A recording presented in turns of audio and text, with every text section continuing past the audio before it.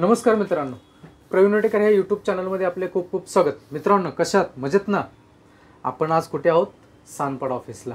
आणि आपल्यासोबत महाराष्ट्र राज्य सुरक्षा रक्षक आणि जनरल कामगार संघटनेचे अध्यक्ष सन्माननीय लक्ष्मणराव भोसले साहेब आहे.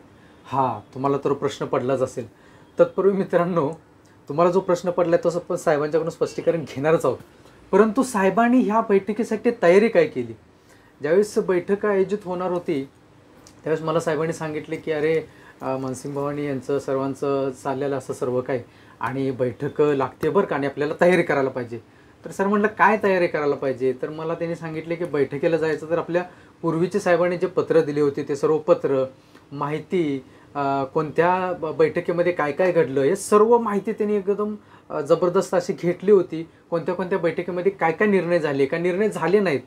आणि मग विषय आला आपला युनिफॉर्म. अरे म्हणले मग कपड्याचं काय? मग साहेबांनी सांगितलं मला कपडा हवा आहे, ते आपल्याला त्याच्याविषयी माहिती हवी आहे. मग सर्व टीम कामाला लागली आपल्या संघटनेची. ते कसं उपलब्ध करून घ्यायचं, काय करावं आणि मग ते उपलब्ध करून घेता आलं आपल्याला काय सुरक्षा रक्षकांनी मदतसुद्धा केली, छान एक मदत केली. त्याच्यामध्ये मग साहेबांना ते समजलं आणि त्याच्यावरती साहेबांनी ते अभ्यास केला. पहिलं समजून घेतलं की हे काय आहे आणि काय नाही आहे. मग त्याच्याविषयी विचारणा झाली. कारण एखादी समोर साहेबांचे आले तर साहेब प्रश्न करतात, हे काय आहे मला समजावून सांगा, ते काय. म्हणजे आपल्याकडे एक शिकण्यासारखं आहे की साहेबांच्याकडे की साहेब नेहमी सांगत असतात की मला हे जरा समजावून सांगा. आपणही कधी गर्व नाही करायचा की मी हे शिकलोय किंवा मला ह्याच्यातली माहिती आहे. म्हणून आम्हीही कुठेही गेलो, इतक्या वर्ष सुरक्षा रक्षक मंडळामध्ये काम करतोय, मी दुसऱ्या युनिटमध्ये जर ट्रान्सफर झाले तर माझंसुद्धा हेच असतं की शिकून घेण्याची कुवत ही चांगली आहे. तर साहेब बैठक ही झाली, साहेब सर्व काही गोष्टी झाल्यात. प्रथम माझ्या चॅनलमध्ये स्वागत आपलं. आणि आपण त्यावेळेस बाईट्स वगैरे सर्व घेतल्या आणि त्याच्यामध्ये मुंबईला नाही आणि महाराष्ट्रासाठी हा जो काही शब्द आला आणि त्याच्यामध्ये आपल्या ग्रुपमध्ये व्हॉट्सअप ग्रुपमध्ये सर्वत्र झाले की अरे मुंबईमध्ये तर नाही आहे का हा, असा समज झाला. तर याबद्दल काय सांगाल साहेब? नाही, याच्याबद्दल जो काय सुरक्षा रक्षकांचा गैरसमज झाला असेल तर तो दूर करावा असं मला पण वाटायला लागलं. कारण काय झालं, फक्त मुंबईसाठीच नाही ह्याचा अर्थ असा होतो व्याकरणमध्ये, म्हणजे मुंबईसाठीच फक्त नव्हे, संपूर्ण महाराष्ट्राच्या सुरक्षा रक्षक मंडळामध्ये जे सुरक्षा रक्षक काम करतात त्यांच्यासाठी. फक्तचा अर्थ काय होतो, माझ्यासाठी, माझ्या एकट्यासाठी नाही, इतरासाठी सुद्धा आहे असा त्याचा अर्थ होतो. पण आता काय झालं, म्हणजे मराठीत एक म्हण आहे, दर 12 मैलांनी भाषा बदलते. त्याच्यामुळे ते समजून घेण्यात किंवा ऐकण्यात किंवा काय झाले असेल, ते गैरसमज झाला असेल तर तो जो कुणाला जो काय गैरसमज झाला, मलाही बरेच लोकांचे फोन आले, व्हॉट्सअपवरती मेसेज आले की साहेब काय सुरक्षा रक्षकांनी तो तेवढाच एक वाक्य क्रॉप्ट केलं आणि ते इतर ठिकाणी पाठवलं, ते सुद्धा मेसेज माझ्याकडे आले. तर मी सर्व सुरक्षा रक्षकांना सांगू इच्छितो की फक्त मुंबई मंडळासाठी नव्हे, म्हणजे फक्तचा अर्थ असा आहे काय की मुंबई मंडळसुद्धा त्याच्यामध्ये आलंच, बरोबर, पण इतर महाराष्ट्रातले सुरक्षा रक्षक मंडळसुद्धा त्याच्यामध्ये समाविष्ट केले. म्हणजे महाराष्ट्रातील सर्व सुरक्षा रक्षकांच्यासाठी हा कोब्रा कमांडो मिलिटरीचा युनिफॉर्म लागू करण्याचा शासनाने निर्णय घेतलेला आहे, असा त्याचा अर्थ होतो. बरोबर आहे साहेब. त्या बैठकीमध्ये म्हणजे मंत्री महोदयांनी सांगितले की 10 वर्षासाठी हा तुम्हाला ह्याच्यामध्ये काही बदल करता येणार नाही आणि गृह विभागाकडे ते पाठवणार.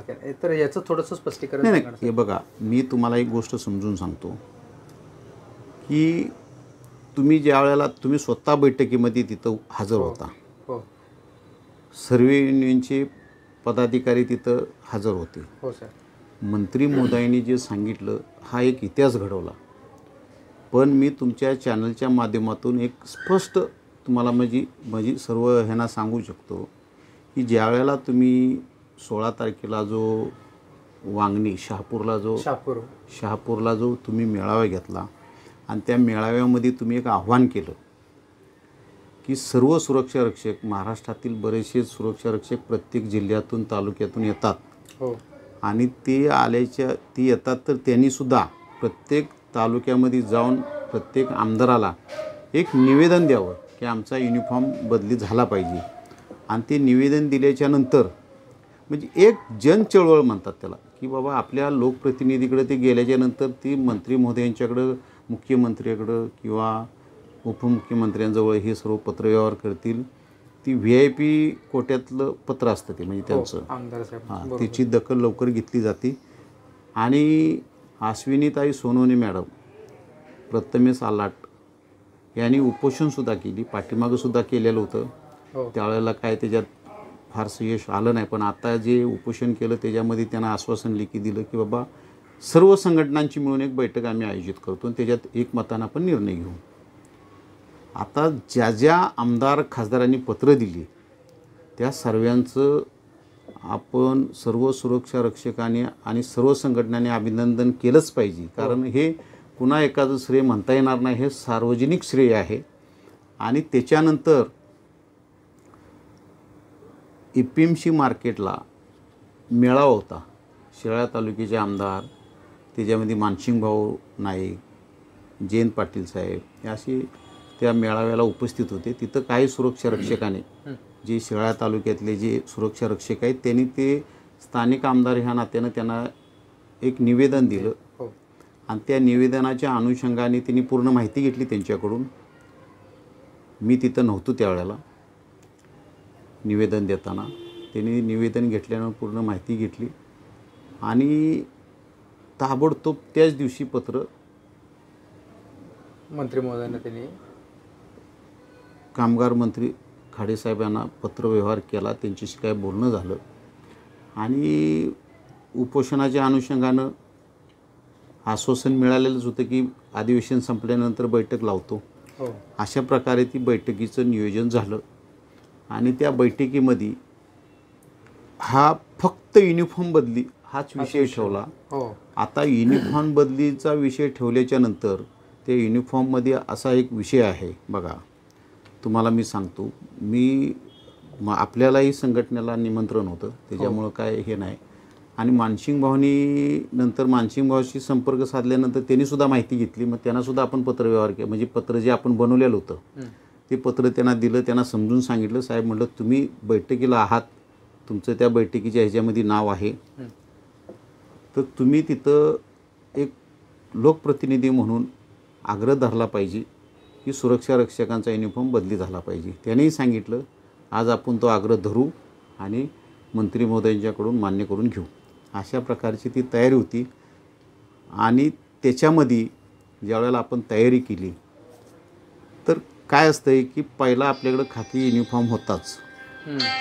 काय खाकी युनिफॉर्म होता 1981 साली. आता तुम्ही त्या बैठकीला हजर होता ज्यावेळेला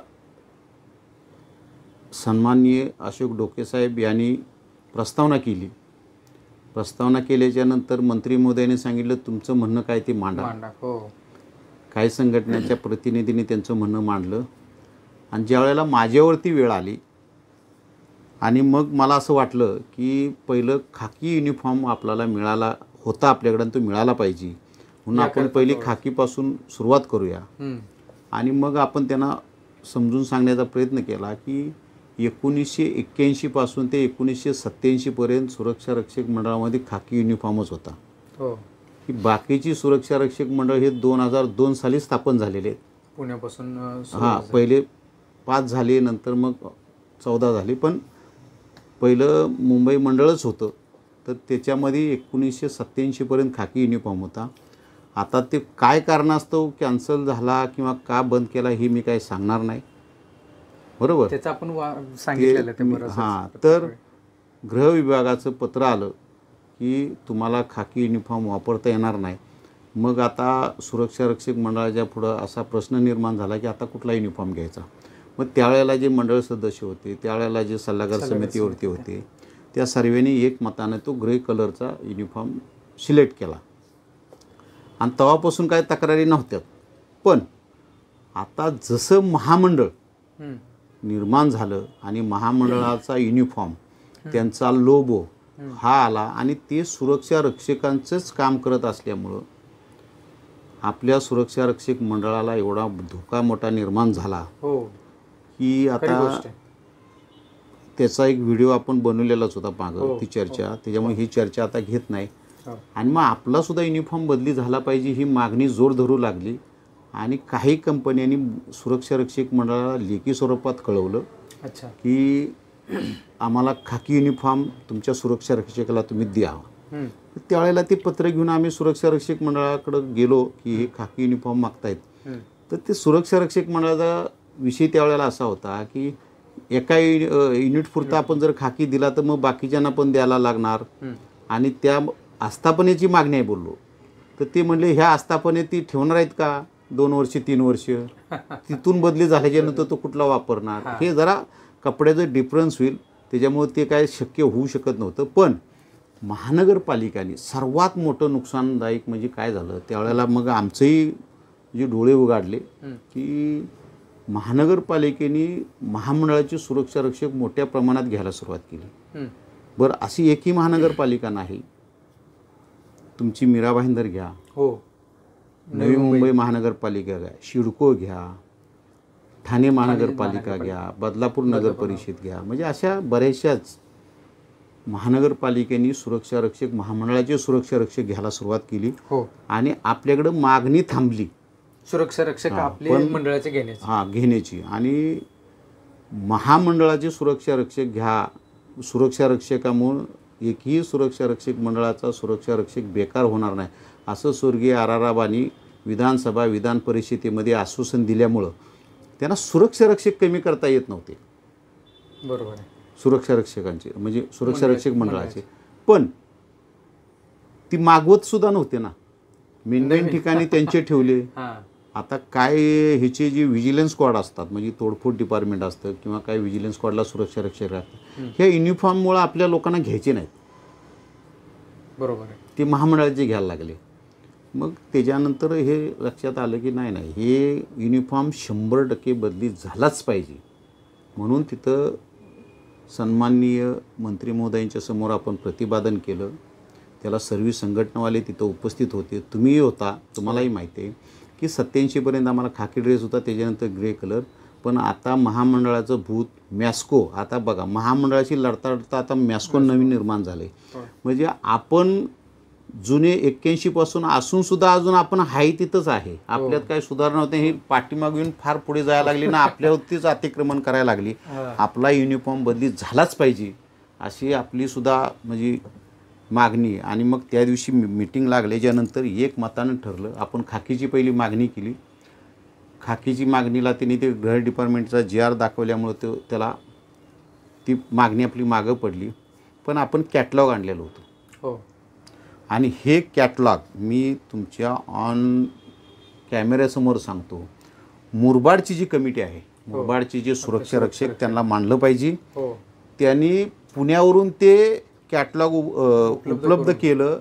मला त्यांनी अशी माहिती दिली की साहेब हे कॅटलॉग उपलब्ध करताना आमचा मोबाईल आणि आधार कार्ड तिने ठेवून घेतले तो ओरिजिनल.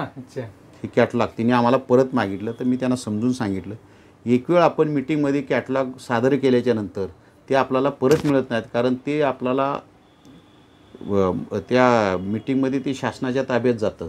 आपल्याला युनिफॉर्म बदली करून पाहिजे असेल तर आपल्याला हे त्यांना द्यायला लागणार. आता ते तुम्ही काय करायचं, त्यांना जर काय पैसे पाहिजे असतील तर आपण ते पैसे देऊ, पण कॅटलॉग काय परत मिळणार नाही. आणि अशा प्रकारे त्यांनी 2 कॅटलॉग हे केले. पालवचे सुद्धा आपण आणले, पण पालवनं आपल्याला कॅटलॉग दिलं नाही. अच्छा, त्यानं एका पुट्ट्यावरती त्या कपड्यांचे शॅम्पल दिले, पण त्याला काय नंबर वगैरे टाकून दिलं नाही. ते संभ्रमात निर्माण करण्याचं होतं. अजून काय आपल्याकडे शॅम्पल आल्या, कारण कसं आहे तुम्ही एक वेळ मिटिंगला जाताय तर तुमच्याकडे तयारी नसेल. आता तुम्ही बैठकीत होता त्याच्यामुळं तुम्हाला ते कळलंच असेल की मीटिंगमध्ये चर्चेला बसल्याच्यानंतर काय प्रश्न उपस्थित समोरून होतो आणि आपल्याला काय उत्तर द्यायचं आहे ते. जर आपल्याकडे तशी तयारी नसेल तर आपण निरुत्तर होतो तिथं. म्हणजे बोलता येत नाही जास्त. आणि आपण जास्त कधी बोलतो म्हणजे कायदेशीर आणि पॉइंटेडच, जास्त म्हणजे काय आपण वेगळं नाही. तर हे तिथं प्रत्यय तुम्हाला आला तर तिथं हे शॅम्पल आल्याच्यानंतर त्या मुरबाडच्या सुरक्षा रक्षकांचं म्हणजे मला एवढा आनंद झाला की मी त्याच वेळेला त्यांना सांगितलं तिथं, बघा बैठक तर झालीच नव्हती, तुम्ही आता समजून जा, ही शॅम्पल आणलेत ना तुम्ही, तुमचा युनिफॉर्म बदली झाला म्हणून समजा, पण कपडा कुठला ते आपण सांगू शकत नाही, कारण ते बैठकीमध्येच ठरतं. आणि ते बैठकीमध्ये ठरल्याच्यानंतर तिथं ते मंत्री महोदय अधिकारी असतात सर्व, तुम्ही आम्ही म्हणू शकत नाही हाच कपडा आम्हाला द्या. तर ते म्हणलं पण युनिफॉर्म बदली झाला असं तुम्ही गृहीत धरून चाला, कुठला ते बैठकीतच समजेल. पण आपल्याला माहिती होतं ज्या वेळेला ते काय फोर्सची त्याच्यावर नावं होती, सीमा सुरक्षा बल, BSF हे असे त्यांच्यावरती नावं होती. म्हणजे त्यांचा हा कपडा त्यांना ते हे होते, टॅग होते, कोड होते त्यांना ते, आणि त्यांचे कोड होते, आणि तो युनिफॉर्म हा युनिफॉर्म यांचा आहे. पण तिथं नेमका हाच प्रश्न विचारात आला की तुम्हाला कपडा नेमका पाहिजे कोणता. आता आपण कुठला सांगणार तिथं, बरोबर. मग तिथं सुरुवात करताना आपण काय केलं की खाकीची मागणी घेतली, आणि काही सुरक्षा रक्षकांनी 2023चा जो गृह डिपार्टमेंटनं जे परिपत्रक काढलं आहे ते परिपत्रक आपल्याकडं उपलब्ध होतं. ते परिपत्रक घेऊन मी त्यांना सांगितलं की बाबा हे जे गृह विभागाने जे परिपत्रक काढलं आहे तर मागणी करायला काय हो, आपल्याला आपली मागणी आपण केलीच पाहिजे काय. तर मी तिथं म्हणजे सर्वांच्या सहमतीनं सर्व पदाधिकारी होते, सर्व संघटनाचे होते की हे परिपत्रक आहे, ह्याच्यात फक्त त्यांचा लोगो वापरू शकत नाही आपण, असं आम्हाला दिसतंय. आता त्याचं काय आहे, शासकीय भाषेमध्ये त्यांचं अवलोकन करणं तर अवघड असते. तर आम्ही त्याचा आता लोगोचा काढला, म्हटलं आपला लोगो वेगळा आहे, मग खाकी घ्यायला काय हरकत आहे, हे बघा परिपत्रक आहे. मग ते परिपत्रक मंत्री महोदयांनी मागून घेतलं. मागून घेतल्याच्या नंतर ते वाचलं तिने पूर्ण, आणि अधिकाऱ्यांच्याकडे दिलं, ह्याचा अर्थ समजून सांगा त्यांना, ह्याच्यात दंडाची तरतूद ही जी आहे. मग मंत्री महोदयांनी त्याच्यात सांगितलं की खाकी युनिफॉर्म ह्याच्यामध्ये दंड आहे, वापरू शकत नाही, त्याला आपल्यालाही लागू आहे, त्याच्यामुळं आपण तो खाकी ड्रेस नाही घेऊ शकत. तर तुम्ही ते बरेचसेच त्याच्यात म्हणजे त्यांनी कायदे कलम वगैरे घातलेली होती. मग त्यांनी सांगितलं की तुम्ही खाकी सोडा, दुसरा कोणता पाहिजे ते सांगा.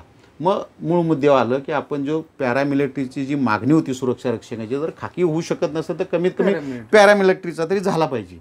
मग आपण ते सुरुवात तिथून केल्याच्या नंतर पॅरामिलिटरीवरती येऊन थांबल्याच्या नंतर कुठला, आता ते कुठलाचं उत्तर काय द्यायचं. मग ते कॅटलॉग एवढं उपयोगाला आलं, म्हणजे त्या मुरबाडच्या सुरक्षा रक्षकांचं ते पुण्यामधनं ज्यानं उपलब्ध केलं त्याचं ते आभार मानले पाहिजेत की ते कॅटलॉग एवढं उपयोगाला आलं की एक आपण शासनाला दिलेलं होतं, लक्षात घ्या, आणि एक आपल्याकडे ठेवलेलं होतं.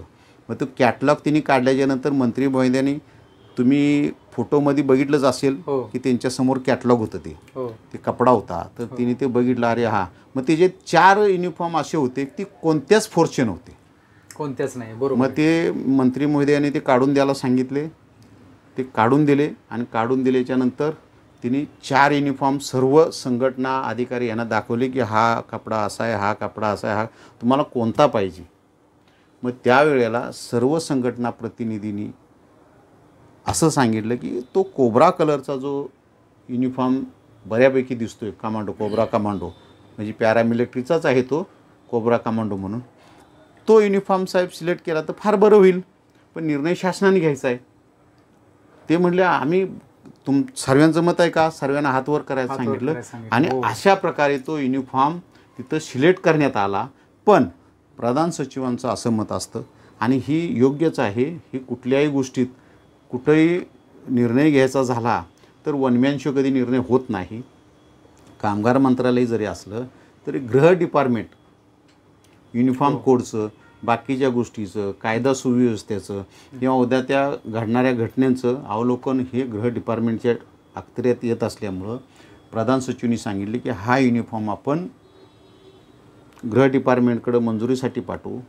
त्याच्यात मंत्री महोदयांनी सांगितलं की गृह डिपार्टमेंटशी मी बोलून घेतो आणि लवकरात लवकर तो मंजूर करून आणण्याचा आपण प्रयत्न करू, आणि त्याच्यानंतर आपण चांगल्या क्वालिटीचा कपडा, टिकाऊ कपडा, कलर न जाणारा कपडा सुरक्षा रक्षकांना उपलब्ध करून देऊ, असं त्या बैठकीमध्ये ठरलं.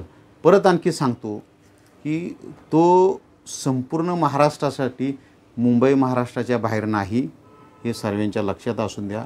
मुंबईमधील सुरक्षा रक्षक आज 50% पूर्ण महाराष्ट्राच्या 50% मुंबई मंडळाचे सुरक्षा रक्षक आहेत, आणि मग बाकीच्या 14 जे जिल्हे आहेत, 14 जे मंडळ आहेत, तर तिथंही बाकीची परत 20-25 हजार होतात. तर हा युनिफॉर्म संपूर्ण महाराष्ट्रामध्ये एकच युनिफॉर्म राहणार. आता त्याच्यामध्ये युनिफॉर्म आला, आता बघा तिथं कपड्याचा कोडवर्कसाठी बैठक होती, पण तो युनिफॉर्म कसा असावा ह्याचा मॅप आता आपल्याला बनवायचा आहे. तर तो मॅप आपण असा म्हणजे एक आमची संकल्पना सांगतोय, तसं होईलच अशी काही माहिती नाही किंवा आपण बोलू शकत नाही.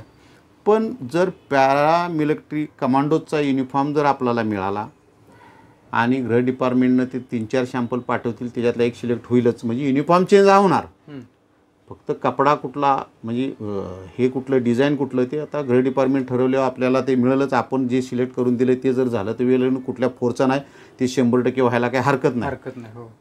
पण आता ते फुल साईज असावी अशी लोकांची मागणी आहे. आम्ही तीच मागणी लावून धरले.